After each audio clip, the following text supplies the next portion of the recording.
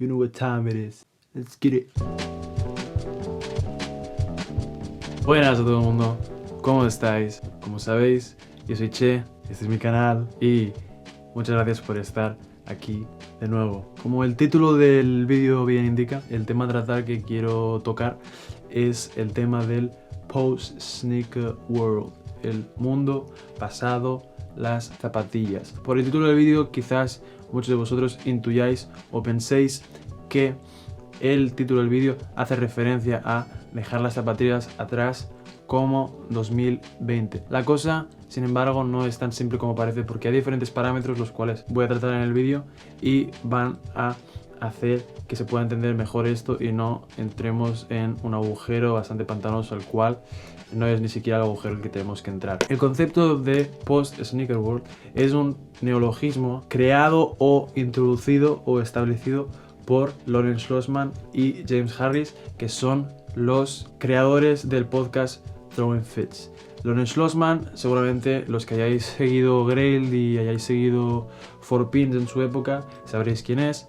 Y en el otro lado está James Harris, que trabajó para Snapchat y con el paso del tiempo se juntó con Lawrence para crear el podcast Throwing Fits, donde comentan diferentes cuestiones, tanto como noticias, lanzamientos, colaboraciones que tengan que ver con el mundo del streetwear, de la moda, de las zapatillas y del calzado algo más formal. Por lo tanto, para poder empezar todos desde el mismo punto de partida, lo que voy a hacer es utilizar la fuente original, en este caso, uno de los podcasts de Throwing Fits, en el que James, en este caso, explica lo que es el post-sneaker world. Slowly but surely, we are making our way towards the post-sneaker world. And just once again, to define the post-sneaker world for all the haters and losers out there, we are not saying sneakers are going to entirely die. We're saying that hopefully everyone discovers options outside of the fucking hype cycle. Free your mind. Loafers, boots, clogs, derbies, Belgians, whatever the fuck. Pues bien, me parece algo súper interesante y sobre todo creo que se entiende perfectamente lo que quieren decir. Se puede intuir que hay como cierta problemática, en este caso con el mundo del calzado y las zapatillas, que es justamente la base del problema por la cual James utiliza la definición del post-sneaker world. El post-sneaker world es simplemente un concepto que permite o intenta incluir una nueva visión en cuanto al calzado que se separe de justamente el calzado el cual está caracterizado principalmente por el hype. Posiblemente estemos en la época más importante en cuanto a concepción de moda masculina y preocupación del hombre por su imagen en cuanto a estética, presentación, modales, XXXXX. Esto, sin embargo, no es algo que aparezca de la nada, sino que es un proceso de tiempo, de desarrollo, de diferentes fases que han ido ocurriendo con el tiempo. En este caso me quiero remontar a la primera mitad del siglo XX, en la que como acontecimientos más importantes tenemos la Segunda Guerra Mundial, en la que el calzado y la moda en esta época se concebía como algo puramente práctico. La gente utilizaba el calzado y la ropa como algo puramente práctico para utilizar en el trabajo. Sin embargo, con la precariedad que provocó la Segunda Guerra Mundial y los contextos de la posguerra, la moda pasó a no ser algo ni siquiera prioritario. La gente confeccionaba sus prendas en sus casas, las arreglaba con los materiales que tuvieran, los harapos que tuvieran y por lo tanto la moda y el calzado en este momento eran algo que ni siquiera tenía ningún tipo de intención o característica estética. A partir de los años 50 tenemos un país el cual es el que primordialmente marca un punto de inflexión bastante fuerte y este es Estados Unidos. Estados Unidos es uno de los países que vive una prosperidad bastante más fuerte que prácticamente el resto del mundo y esto se puede ver reflejado en cómo se concibe la moda y el calzado en esta época en Estados Unidos. En los años 50 se establece como regla no establecida una partición entre el uniforme de trabajo y el calzado y moda del ocio. Se puede ver como el calzado va cogiendo mucha más característica estética, mucha más importancia en el día a día de los americanos, los cuales acaban siendo referente mundial en cuanto a moda y estética. De ahí como ejemplos tenemos tanto a Elvis, tenemos ejemplo a Jimi Hendrix, tenemos a los Ramones, hasta que luego acabamos llegando a los 90, que yo considero que los 90 son la época más dispar en cuanto a estética, una amalgama de diferentes estéticas y subculturas. Tenemos el grunge, tenemos el hip hop, el conglomerado del skate y otra subcultura, la cual es la parte central de este vídeo, que es la cultura del sneakerhead. Por puro contraste, la cultura de las zapatillas se diferencia bastante más a la cultura de zapatillas que conocemos hoy en día. Una de las principales razones que diferencian a la cultura de antes con la de ahora es el sentimiento de comunidad desde un punto de vista puramente social. El tipo de relaciones que se entablaban en esta época eran más a raíz del boca a boca, buscarse las castañas uno mismo para conseguir información sobre cierto par y sobre cómo conseguirlo y en qué país está y toda la información alrededor de ello. Hoy en día con las redes sociales esto es mucho más fácil, pero sin embargo es también una de las razones por las cuales el sentido de comunidad es bastante más sintético que los 90. Esto se puede ver sobre todo en 4 puntos, los cuales encapsulan bastante bien justamente estas principales diferencias entre el hoy y el día de antes en cuanto a la cultura de las zapatillas. El primero es el tema del elitismo. Hoy en día hay cierto elitismo que se consigue a raíz de los pares que uno es capaz de conseguir y los pares que uno no es capaz de conseguir. Si una persona consigue un PE, un sample, una Friends and Family, una zapatilla incluso que de por sí tenga las unidades limitadas, hay cierto carácter de elitismo que pueda crear incluso hasta cierta superioridad. Segundo punto es el tema de estar al día. Con todas las herramientas que tenemos a nuestra disposición, estar al día es algo también completamente imposible. El coleccionista de zapatillas se monta en su cabeza la imagen de una colección perfecta e intentas como perfeccionar esa colección mediante estos pares y estos pares que les van a dar ciertas cualidades de tu colección, pero sin embargo justamente ahí es donde radica el problema. El hecho de intentar perfeccionar algo que de por sí no está diseñado para que sea perfecto es lo que va a hacer que entres en un círculo vicioso de siempre estar buscando la siguiente zapatilla que haga que tu colección sea mejor. El tercer punto es la dimensión que tiene todo esto a nivel psicológico hoy en día especialmente. En psicología, cuando se trata el tema del condicionamiento, uno de los nombres que se suele citar es el nombre del psicólogo Pavlov. Teorizó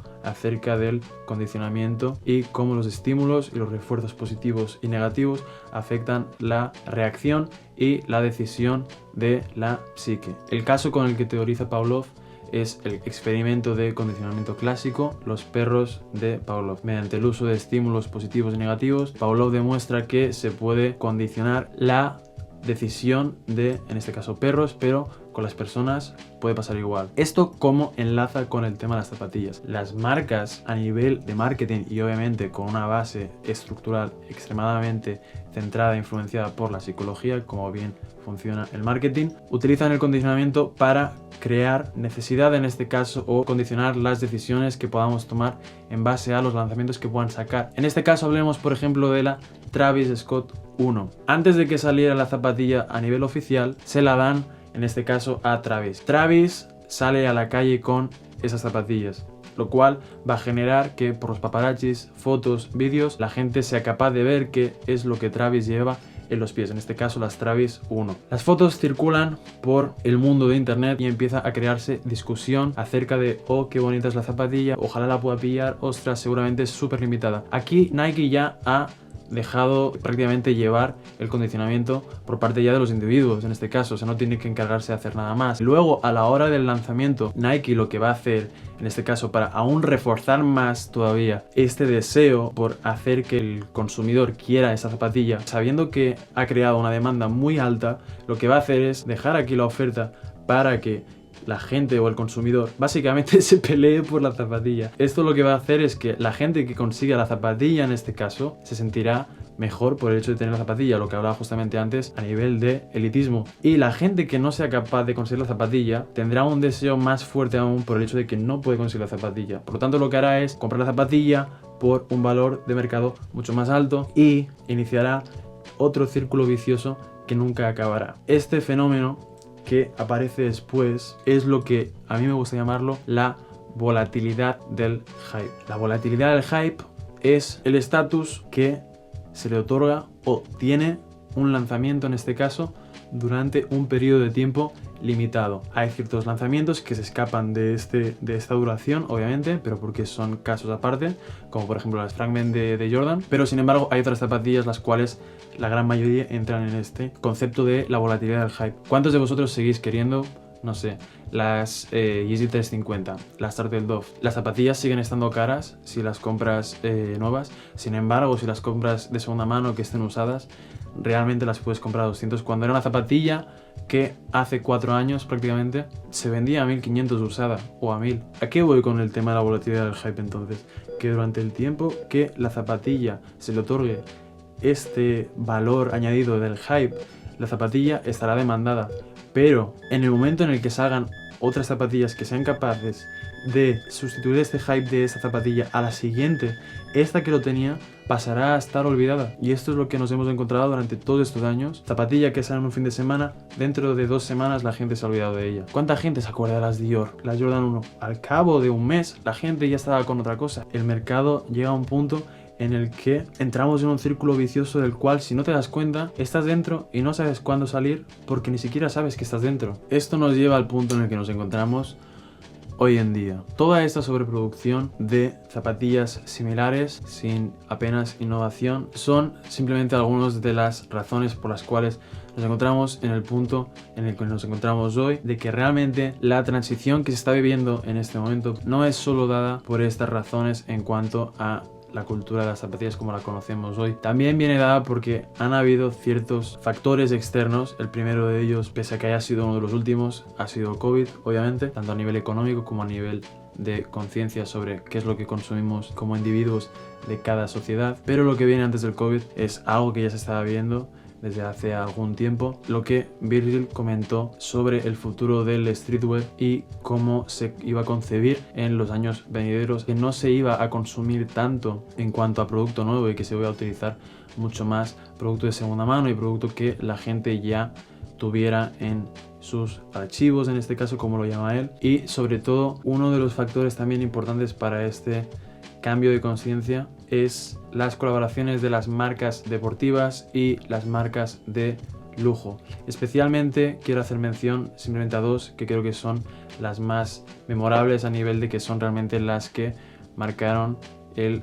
camino en cierta manera más que otros. El primero es Raf Simons con Adidas. El impacto que tuvo Raf Simons con las Ozweego fue el primer punto de partida para lo que hemos ido conociendo con el paso del tiempo como las Dad Sneakers. La cosa es que a nivel mainstream el impacto no se solidificó, y repito, a nivel mainstream, hasta que no llegó Demna con Balenciaga y sacaron al mercado las Balenciaga Triple S. Las Triple S fueron la zapatilla que sin duda alguna marcaron el cambio de paradigma en cuanto a calzado colaborativo entre marca de diseñador y marca deportiva a nivel mainstream. Las Triple S consiguieron juntar ambos públicos y el impacto que tuvo se pudo ver reflejado en marcas como Inditex creando sus propias reiteraciones y reinterpretaciones de la Triple S junto al resurgir de siluetas que ya existían como las Fila Disruptor, Buffalo,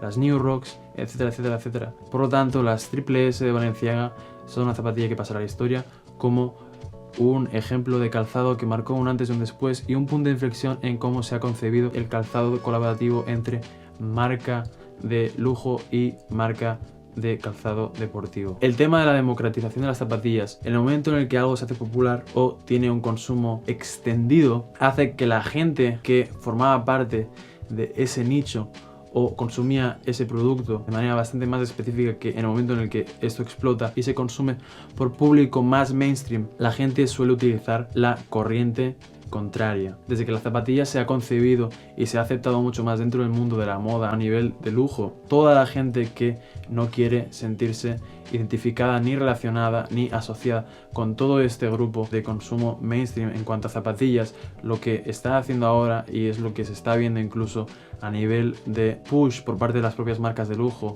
e incluso algunas marcas de calzado no tan de lujo, es justamente un push de este calzado formal. Además, ya no es solo el hecho de utilizar el calzado formal, sino incluso los que no quieren dar el paso al calzado formal, dentro del propio mundo de las zapatillas se van hacia siluetas o hacia zapatillas las cuales no están dentro del mundo mainstream. Como mejores ejemplos en cuanto a esto está Kiko Kostadinov y las colaboraciones que ha realizado con ASICS son uno de los claros ejemplos de esto, especialmente con el boom que tuvo la Hellburst 1 y con las últimas colaboraciones que han sido las Kirill, tanto la 1 como la 2, pues se ha reforzado incluso más el uso extendido, sin llegar al mainstream, como digo, de las colaboraciones de Kiko con ASICS. En cuanto a otros lanzamientos que no sean tan nicho, tenemos por ejemplo la Samba en colaboración con Wales Bonner, las Club C y otras colaboraciones que ha sacado Yount con New Balance. Luego también, por ejemplo, están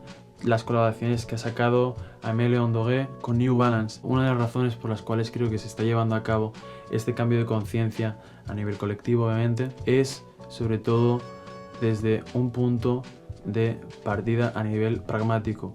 Tener una colección de zapatillas de 50 pares, pues posiblemente no sea lo más práctico, porque el aspecto de la versatilidad de las zapatillas no es el mismo que el que te puede otorgar, por ejemplo, un par de botas o incluso unos mocasines. El post Sneaker World como concepto no es un concepto el cual desestime o quiera deshacerse de las zapatillas. Es simplemente un concepto que intenta traer otra perspectiva en cuanto a calzado, eso sí, forzar tal vez la muerte de lo que consideramos y lo que sabemos que es calzado con hype, el cual no debería tener el impacto que tiene puramente por un aspecto de expectación o, en este caso, de hype. Hay muchas zapatillas y muchos tipos de calzado, incluso colaborativos entre marcas, los cuales no reciben el mismo tipo de nivel de atención, que son igualmente válidos o incluso mucho más y que pueden aportarte mucho mayor valor que no necesariamente la zapatilla que va a salir este fin de semana en colaboración con tu artista favorito. Quiero acabar el vídeo con una respuesta por parte de James Harris, en este caso uno de los integrantes del